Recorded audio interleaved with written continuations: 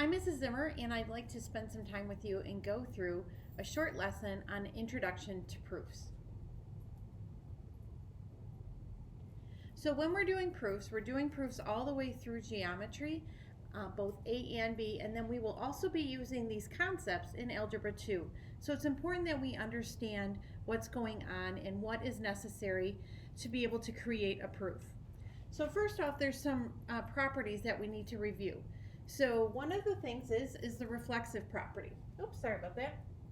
And the reflexive property tells us that one thing equals itself. So for instance, I have an example here. Angle ABC is also equal to itself, angle ABC. So that is an example of the reflexive property, something that is equal to itself. Another example would be if I had a triangle here, and let's say it's triangle ABC, and then I have the mid segment there, point D. I know that this line right here, BD, is equal to itself. And it's also congruent to itself. So I could state that in a proof that I know that BD equals BD, or BD is congruent to BD, due to the reflexive property. That's a very important property that we're going to use throughout this class. So the reflexive property is when something equals itself. Another property that's very important for us to learn and to remember is called the symmetric property.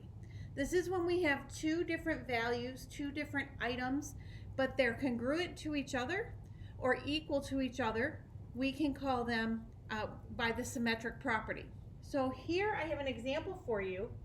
If XY, so if segment XY here is congruent to segment MN, then we know that the opposite is true also, that MN is congruent to segment XY, which just makes sense. If we know two things are equal to each other, but they're two different things, we can say that they are congruent to each other or equal to each other based on the symmetric property.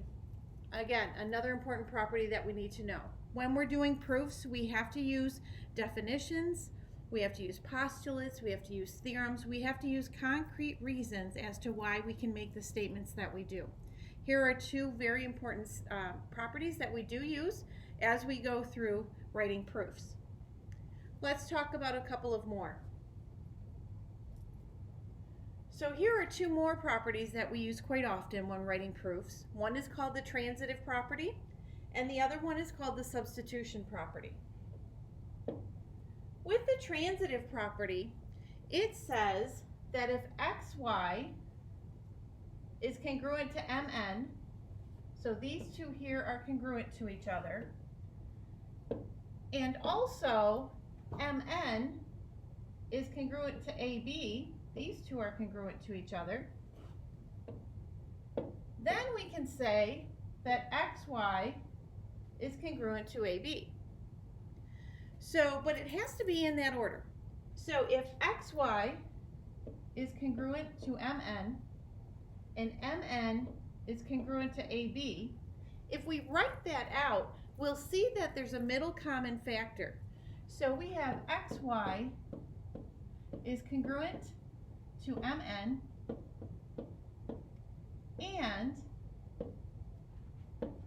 MN, oops, sorry about that, MN is congruent to AB. Notice when we write this out that we've got these two in the middle next to each other. When we have that, we know that we can use the transitive property, because what will happen is we go ahead and we cancel these out, and we now have XY is congruent to AB. So those are two different ways that you can write it out. You can draw it out like this. You can write it out like this and recognize that the two middle terms are the same. So we can cancel those out, and we see that the first term and the third term are equivalent to each other. So they're congruent or they're equal. So that's the transitive property. So let's talk about one more property. Let's talk about the substitution property. We actually use this all the time. We just don't necessarily label it as substitution. So the substitution property, I have an example for you here. If x equals 3 and x plus y equals 12, then 3 plus y equals 12. So notice I started with an if and I said x equals 3. Then I gave a second statement that said and x plus y equals 12. So now what we're going to do is we're going to take what we know for the value of x, which in this example is 3, and we're going to plug it in where we see x in that equation. So then we get this equation of 3 plus y equals 12. And all we did there was substitute in the value of something that we were given, and we put that in, and we completed the next step. That would be due to the substitution property. Again, lots of properties, definitions, theorems, postulates, those types of things we use all the time when we're writing proofs because we have to have concrete evidence to back up what we're trying to say. So deductive reasoning is what I was just talking about. Deductive reasoning is where we're using facts, we're using definitions, we're using theorems to form logical arguments. We have to have the reasons to back up the math or the statements that we're going to make for a proof. So for example here, when we're solving equations like we did in Algebra 1 and in pre-algebra, we were using properties to justify steps. So for example here, x plus 4 equals 20. Well, if I asked you to solve for that, we know we want to get x by itself, and we need to move the positive 4 over to the other side. So we did that by adding the opposite to it so we could move it over to the other side. So we subtract 4 from both sides, and we found that x equaled negative 16 or positive 16. And the reason we did that was because of the addition property.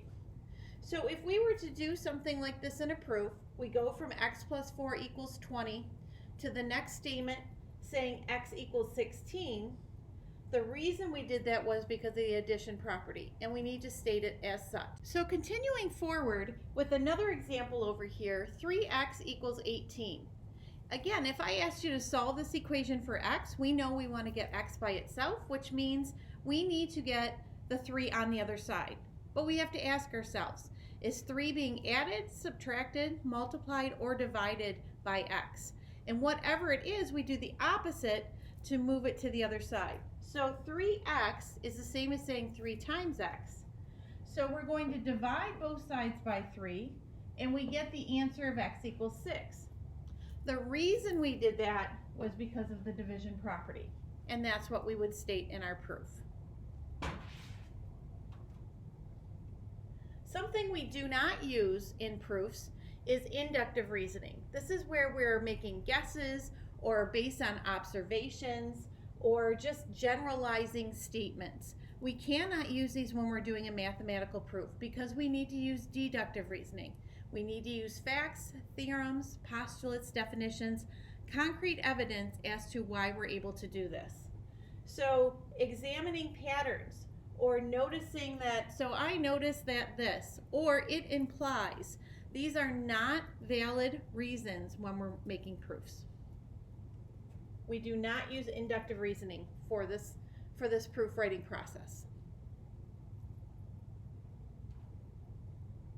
So proofs do involve given information. A proof will always start and give you specific information about that problem itself. We always start the beginning of every proof with the given statements. Then we have statements that we use. Statements such as x plus 4 equals 20. So that would be considered a statement. Another statement might be x equals 16. Those are statements that we're giving as like pieces in a puzzle. Because a proof is like a puzzle, and we have to go piece by piece. And the thing with that compared to a puzzle is we must go in order. Having a piece up here and a piece down here and a piece over here and a piece over here doesn't help us. So we must connect all the dots in order and to make our puzzle complete. We also have to have arguments using deductive reasoning. This is also called our reasons. So we must provide reasons that are evidence based on the statement we made. We have to provide the proof, the evidence as to why we can make that statement. And then we also have a conclusion. A conclusion is always going to be, in the problem, it will say prove, and then it will give us something that it's specifically asking us to prove. So that always has to conclude our statement. Now, when writing proofs, there are three different types of proofs. There are paragraph proofs, there are two-column proofs, and there are flowchart proofs. And I'm going to provide an example for each one for you. So continuing forward with another example over here, 3x equals 18. Again, if I asked you to solve this equation for x, we know we want to get x by itself, which means we need to get the 3 on the other side. But we have to ask ourselves, is 3 being added, subtracted, multiplied, or divided by x? And whatever it is, we do the opposite to move it to the other side. So 3x is the same as saying 3 times x. So we're going to divide both sides by 3, and we get the answer of x equals 6. The reason we did that was because of the division property, and that's what we would state in our proof. Something we do not use in proofs is inductive reasoning. This is where we're making guesses or based on observations or just generalizing statements. We cannot use these when we're doing a mathematical proof because we need to use deductive reasoning. We need to use facts, theorems, postulates, definitions, concrete evidence as to why we're able to do this. So examining patterns or noticing that, so I noticed that this, or it implies, these are not valid reasons when we're making proofs. We do not use inductive reasoning for this proof writing process. So proofs do involve given information. A proof will always start and give you specific information about that problem itself. We always start the beginning of every proof with the given statements. Then we have statements that we use. Statements such as x plus 4 equals 20. So that would be considered a statement. Another statement might be x equals 16. Those are statements that we're giving as like pieces in a puzzle. Because a proof is like a puzzle, and we have to go piece by piece. And the thing with that compared to a puzzle is we must go in order. Having a piece up here and a piece down here and a piece over here and a piece over here doesn't help us. So we must connect all the dots in order and to make our puzzle complete. We also have to have arguments using deductive reasoning. This is also called our reasons. So we must provide reasons that are evidence based on the statement we made. We have to provide the proof, the evidence as to why we can make that statement. And then we also have a conclusion. A conclusion is always going to be, in the problem, it will say prove, and then it will give us something that it's specifically asking us to prove. So that always has to conclude our statement. Now, when writing proofs, there are three different types of proofs. There are paragraph proofs, there are two-column proofs, and there are flowchart proofs. And I'm going to provide an example for each one for you. So let's start off with a two-column proof. It is important to know how to do each kind of proof because you will have assignments that ask you to do proofs a specific way. And then you'll have some assignments that will say you can pick however you like to do your proof. So as we go through the three different proofs, when you get done, whichever one is your favorite or what makes sense to your brain the best, that is absolutely fine. So any of those other problems where it says, hey, go ahead and use whatever proof you want, proof method, pick the one that works best for your brain. For my brain, the two-column proofs always work best. But that's because I'm a visual learner. If I can write down the steps, then I can put it all together. All right, so let's look at what I have given here. So here's our given statement. Remember, we always start with a given statement. The given statement for this problem is segment ST is congruent to segment UV, and segment WX is congruent to segment UV. So I've got my drawings here. ST is congruent to UV. And then I also have UV is congruent to WX. Again, colors and pictures work best with my brain, so I'm always drawing pictures, especially in geometry, and using different colors because that's what commutes best with my brain. All right, so let's look. I've got to start it over here. Again, we always start with our given statements. So our statement number 1 is segment ST is congruent to segment UV. And again, like I said, with proofs, we always have a statement with a reason to back up that statement.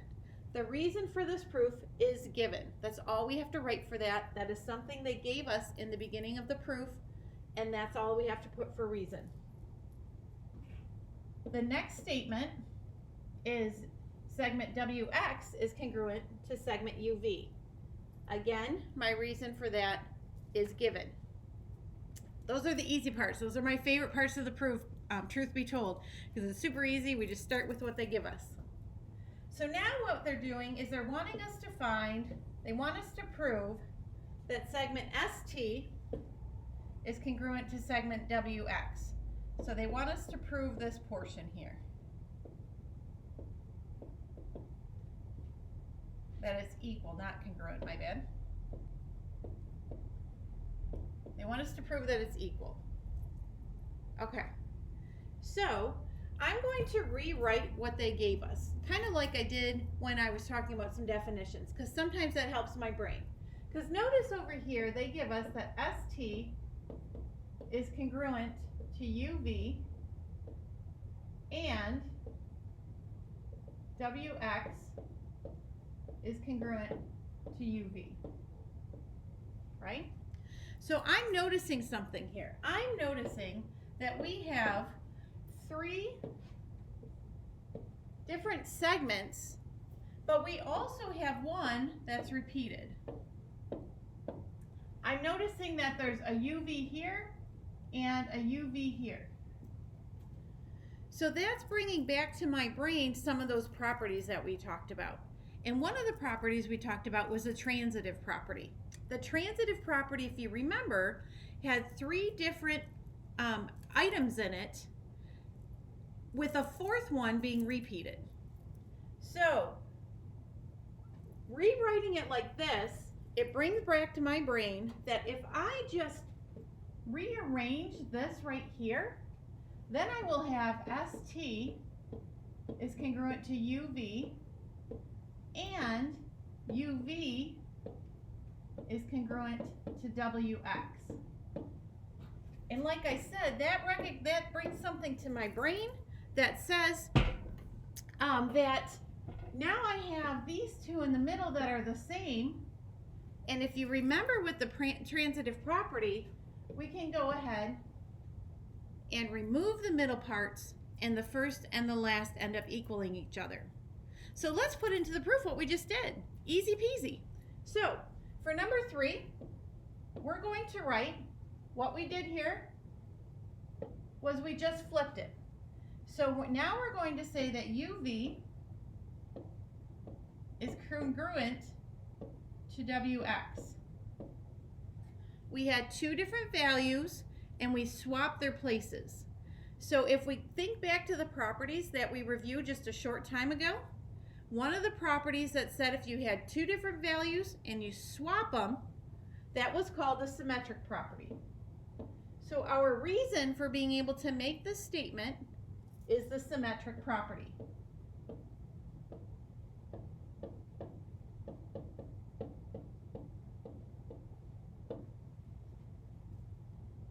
So one more piece of the puzzle is done.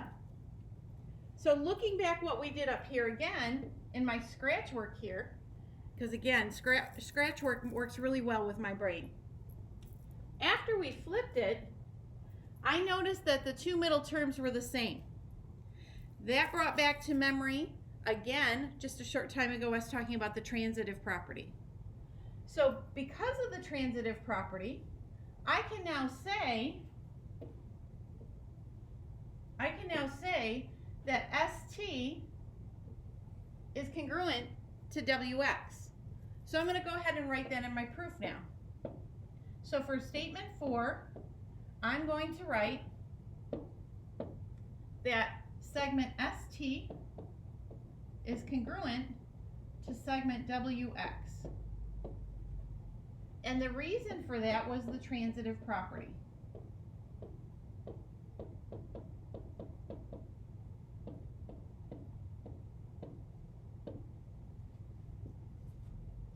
Okay, we're in the home stretch. Because if we go back and look and see what they were asking us to prove,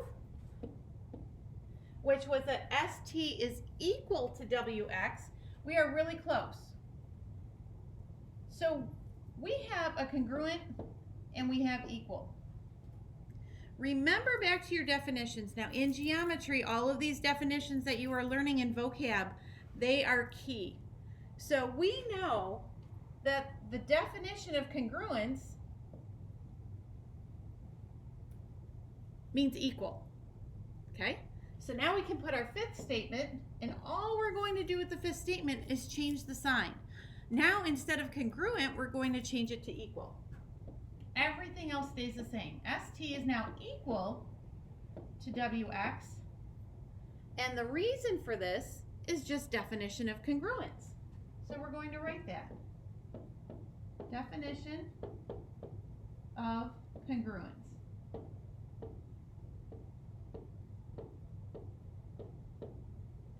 I go back to check to see what I was asked to prove. I was asked to prove that ST is equal to WX. Our final statement is ST is equal to WX by definition of congruence. I am done with this proof. Not so bad, but you have to have all the puzzle pieces in order so that way you can see what's going on and they have to make sense. And you have to provide with it the reasons that are concrete reasons. You can't use imply. You can't use because. You can't use, you wouldn't write out the definition here. You wouldn't write out the definition of symmetric property. You would just write symmetric property. All right. Good job. You're doing great. So let's try another one. This was 2-column proof. Let's try a paragraph proof. So again, as I mentioned before, there are 3 types of ways to write proofs. 2-column proofs, paragraph proofs, and flowchart proofs. So now I've brought up an example for you of a paragraph proof. Let's go through it. Again, pictures work best with my brain, so I'm going to draw a picture. So complete the paragraph proof to prove the statement. So we are given that angle ABC is congruent to angle DEF. Okay, so first I'm going to draw that out because I do this in chunks because that makes more sense with my brain. So I have an angle ABC, and I know that they tell me that it is congruent to angle DEF. So I'm going to draw DEF, and it says that these two are congruent. Okay, so now the rest of the proof tells me that GHI is congruent to DEF. Well, I already have DEF up here, so I'm going to draw an angle GHI that is congruent to DEF. So I'm going to draw it right over here. GHI. Okay, so now I've drawn out that ABC is congruent to angle DEF, and I've also drawn angle DEF to be congruent to GHI. Okay, so now I've got it straight what they're giving me, starting me off with. So what they want me to prove is that the measure, this little M here in front of the angle stands for measure, the measure of angle ABC is equal to the measure of GHI. So we want to prove that this angle right here and that angle right there equal the same measure. Okay, let's get started. Remember I said we always start with the givens. So we're going to start with, we are given that angle ABC and angle blank are congruent. So it's talking about a given. I'm going to go back up to my given statements and see what's going to fill in that blank there. They're talking about angle ABC, so they give me that. So they give me this portion right here, and they say, and blank are congruent. So going up to my given statement, what was congruent to angle ABC? Well, I see that that was angle DEF. So I'm going to write right here an angle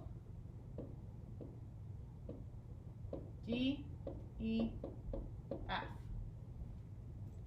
So we are given that angle ABC and angle DEF are congruent, done, and that angle GHI and angle DEF are congruent. So going back up to my given statements, yes, that's true. That is something that they also gave us.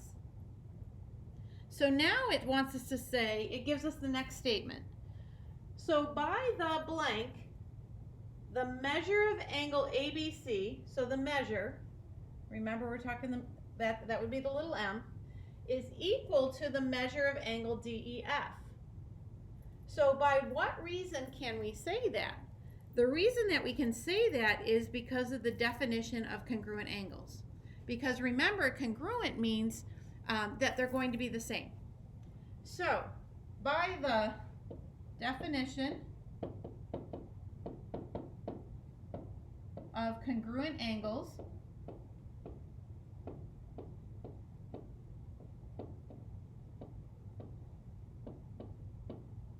and I have to say congruent angles because we're talking about angles here.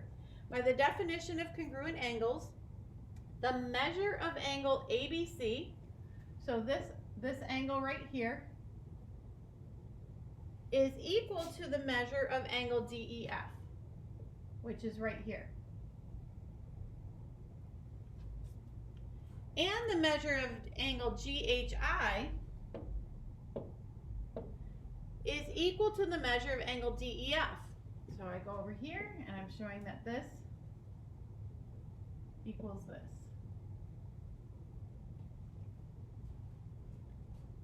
So by the substitution property, that other property, one of the other properties we talked about earlier in the lesson, by the substitution property, the measure of angle ABC is equal to the measure of angle GHI.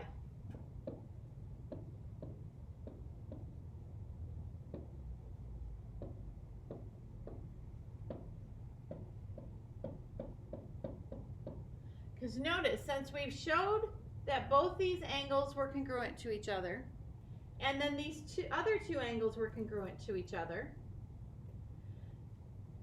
since this angle was congruent to the first angle and the third angle, we now can say that these two angles, the first angle and the third angle, are equal to each other by the definition, or by the substitution. Since these two were equal to each other and these two were equal to each other, we can say the first and the third are equal to each other, and that ends our proof. Sometimes paragraph proofs scare students. I know it scared me. Proofs were the most difficult thing that I had to learn in math, and I found paragraph proofs frightening because there's a whole bunch of words, and this is math. It's not supposed to be words, right?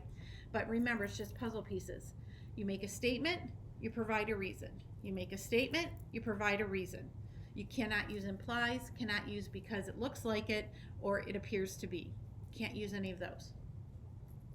All right, let's go through one more method of proof. Let's look at a flowchart proof. So a flowchart proof is going to have boxes with arrows and boxes with arrows. Inside the boxes, you're going to put your statements. Underneath the boxes, you're going to put your reasons.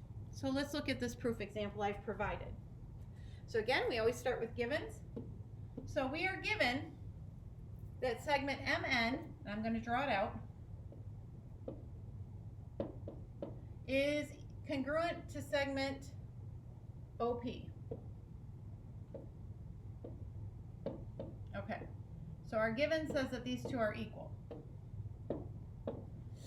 Then it says, and segment QR is congruent to OP. So I can draw the same segment, and we're going to call it QR. And our given says that OP is congruent to QR. So we see that all three segments are congruent to each other, but they're only telling us that this is congruent to itself, and these two are congruent to each other also. And then so what they want us to prove They want us to prove that Mn is equal to QR. So prove Mn is equal to QR. All right, we have all the tools to be able to do this, so let's go ahead and start. Again, a flowchart proof starts with a box with the statements inside, and underneath it, the reason for that statement. So we're going to start with our first box. And remember, what do we start with when we're starting with all proofs? What's the first thing we do? We start with the givens. Good job. All right, so we're going to start with the givens. So Mn is congruent to segment OP. And I'm going to put them all in the same box. I can do that. And then they give us that QR is congruent to OP. And then for the reason for that is given. Okay, so I've got my givens out of the way. Flowchart proofs, box and arrows. So we can either go horizontally or we can go vertically. I'm going to go horizontally. So our next box is going to be the house for our next reason and statement. All right, so we've given our givens. We want to go from what they've given us to prove that Mn is equal to QR. All right, so I'm going to look at this again. We did this in our first problem. I'm going to look at the way that this order is. And I'm going to notice that there's an O and a P in both of these statements. So I know if I switch the order, I could get the OPs in the middle next to each other because I'm thinking about that transitive property where if you have both terms in the middle that are the same, they can cancel each other out and the first will equal the third. So I'm just remembering that definition of the transitive property, and I'm going to make my way in this proof toward using that so I can do that. So remember, the first thing that I need to do is I need to switch the order here because I want the order to look like this. Mn is congruent to OP and OP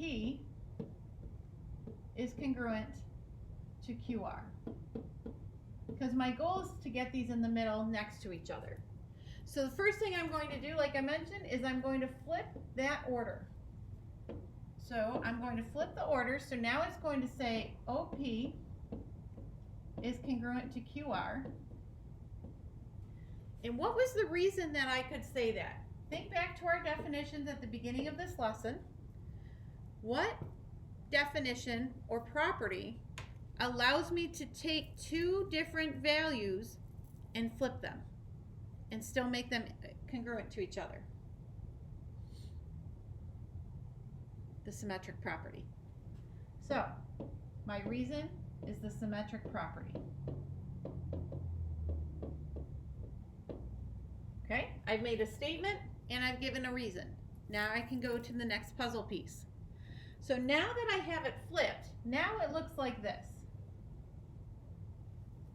Now I see that in the middle, the OPs, because by my statements and reasons, are next to each other now. I see that I can go ahead and cancel those out, and I can set the first and the third, the first and the last statement equal to each other. So I'm going to make a new box, and I'm going to say that Mn is congruent to segment QR, and that was by the transitive property, because remember, the transitive property is what allows us to knock out those middle terms if they're equal to each other, if they're the same. So this is going to be transitive property.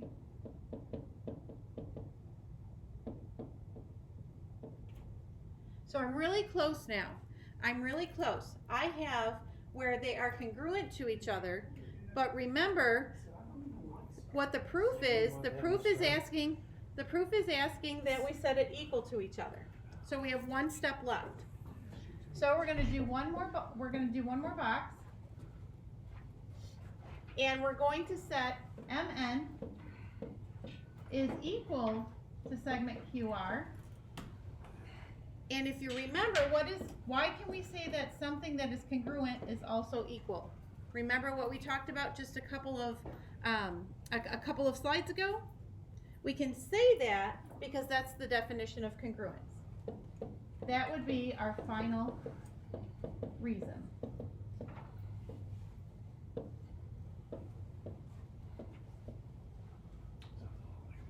So now we have completed this flowchart proof. We have now done 3 different types of proofs. We've done our 2-column proof, we've done a paragraph proof, and we've done a flowchart proof. I hope this helps.